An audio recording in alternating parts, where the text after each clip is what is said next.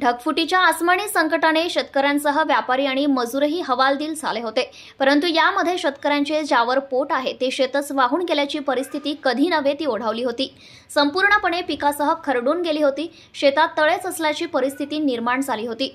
तर आजूबाजूच्या ओढ्या नाल्याचे टोळगोटे शेतात आले होते। यामुळे 10 वर्ष तरी शेतकऱ्यांना शेती करता येत नव्हती। याची जाणीव समाजकार्यात अग्रेसर असलेले शरद मैंद यांनी आपल्या मित्रमंडळ सोबत शेतकऱ्यांच्या शेतात जाऊन पाहणी दरम्यान वास्तव समोर आले। मग शेतकऱ्यांसोबत चर्चा केल्या आणि त्या चर्चेतून शरद मैंद यांनी शेती पूर्ववत करण्यासाठी शासनाची मदतीची गरज असल्याची बाब लक्षात घेतली। उपविभागीय अधिकारी यांच्या मार्फत वरिष्ठ अधिकाऱ्यांना निवेदने पाठवली।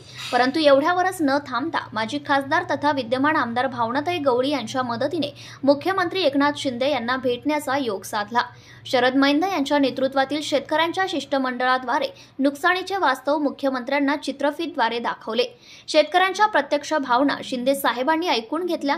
यावर उपाय म्हणून नाल्याचे खोलीकरण, सरळीकरण, पूर प्रतिबंधक बांध आणि शेती कसण्याजोगी करण्याच्या दृष्टीने उपाययोजना करावी अशी मागणी शरद मैंद यांनी केली।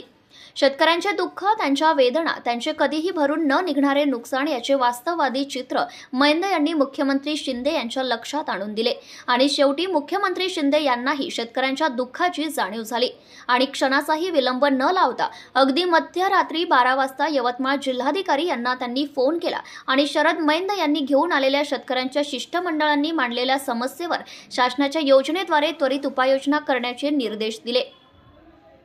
तसेच या निवेदनावर सुद्धा तातडीने दखल घेण्याचे नमूद करीत प्रशासनाला आदेश मुख्यमंत्र्यांनी दिले। एवढ्या तातडीने समस्यांवर उपाययोजना होण्यास सुरुवात झाल्याने शिष्टमंडळातील शेतकरी आनंदून गेले होते।